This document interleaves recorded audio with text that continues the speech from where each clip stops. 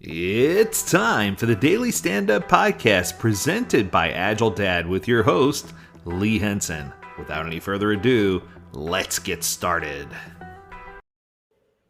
There was a recent article published by Dave Pereira, and it's titled, Does It Make Sense for Developers to Wear the Scrum Master's Hat?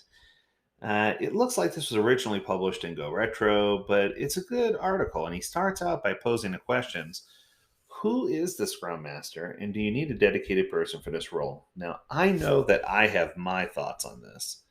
My thoughts are that yes, you need a dedicated Scrum Master. If you understand the responsibilities of a Scrum Master and what they actually do, then it doesn't make sense not to have a Scrum Master because you're losing out on a lot of valuable things that you could be having if you had a Scrum Master. So he goes on to say, until 2020, Scrum used to have three roles: Scrum Master, Developer, and Product Owner.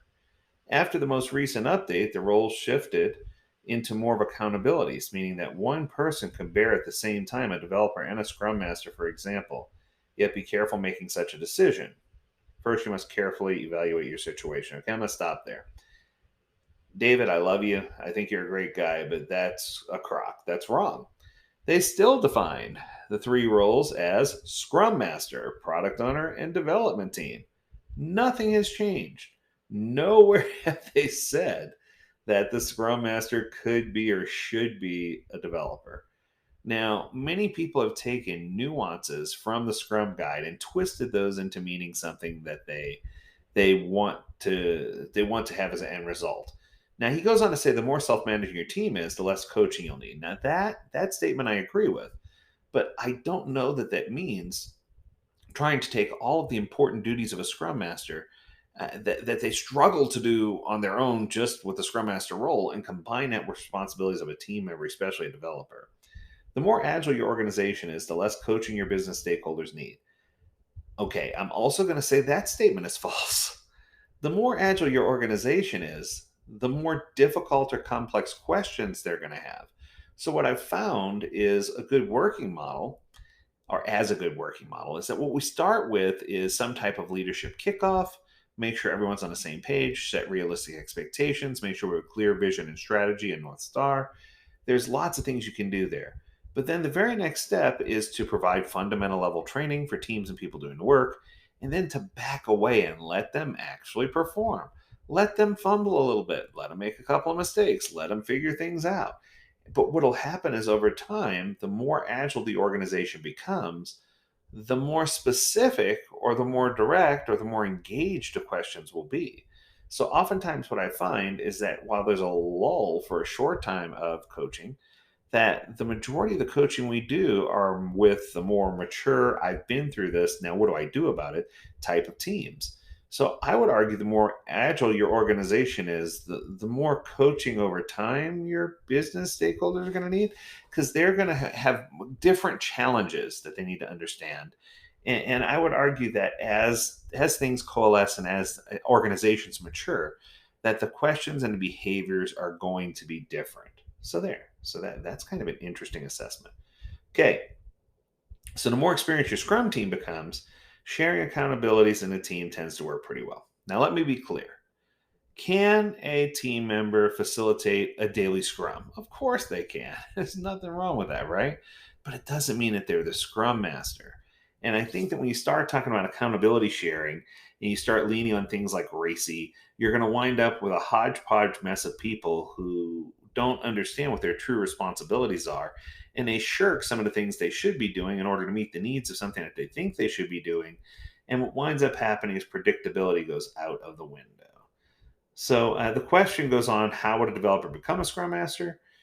Before we talk about the pros and cons of developers being Scrum Masters, we ought to understand how developers end up wearing this hat. It's either by chance or by choice, is what he goes on to say. And I've seen the by chance, congratulations. We need one person to be a Scrum Master. 1, 2, 3, not it. Okay, the last person touching their nose is the Scrum Master. And that's never good, right? Because that person doesn't understand what they're getting themselves into. They don't understand all the responsibility behind being a Scrum Master, and they don't know how to necessarily cheerlead or promote their teams so that they can more adequately get value from the role of the Scrum Master job. So one of the things that people often misconstrue is that a Scrum Master is just there to solve problems. That's not true either.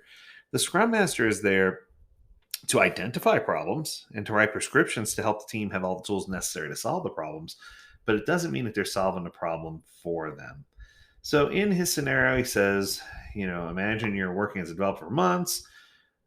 Whoever's in the role of Scrum Master leaves the team. Until a replacement is available, someone will have to wear this hat. So you get it. Congratulations. That happens, right? But it should be the exception and not the rule. It doesn't matter how good someone is at that. It shouldn't be the working rule. And then others by choice, he says, after years of working with software development, some developers want to go in a different direction. They want to pivot. A common choice is to become a Scrum Master or an Agile coach. I don't see that. Most of the developers I see don't want to become Scrum Masters or Agile coaches. They have other things. They want to become architects or tech leads.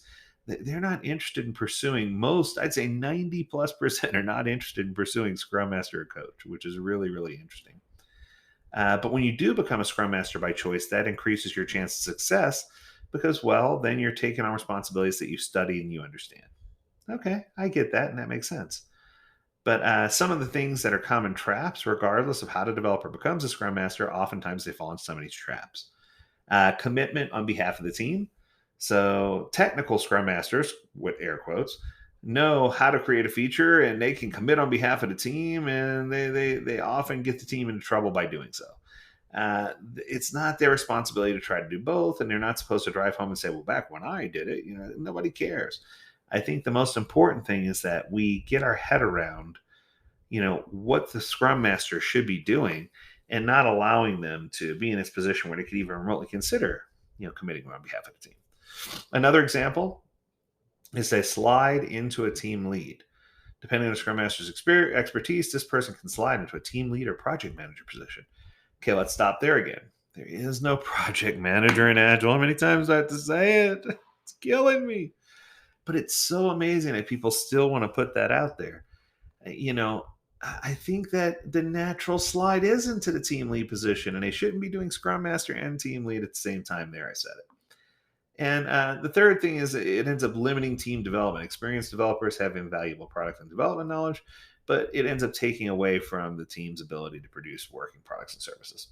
Okay, first thing you said, I agree with that. Some advantages: they have experience with the common pains and pain points. I don't disagree. They understand the importance of focus. I don't disagree. And solid arguments for holding product owners accountable for understanding and for providing high quality work. Okay, these 3 points are all good. The problem is, I think someone in quality is better refined to do all these things. They really understand the pains. They understand what it means to focus. Developers tend to have short attention spans, and I'm just really struggling with this article. But I think the big understanding and the big takeaway for me is that you really have to know that this is a different role, and you have to understand what's going on. And even though you're an introvert, you have to understand that you do need to listen more than you speak, but that you do need to speak when it's time.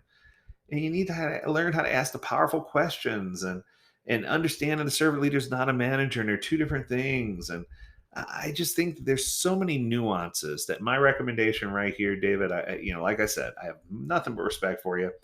But I think that if you try to shoehorn a developer into a Scrum Master role, they're going to struggle. Now, have I seen people do it and do it successfully? I have, but I'm going to argue that those are few and far between. That's going to do it for this episode. I hope you enjoyed it. If you have a topic you want us to discover or an article you want us to review, reach out to us at learnmore@agiledad.com. We'd love to hear from you. As always, we encourage you to stay healthy, stay well, and stay agile, my friends. Until next time, do take care.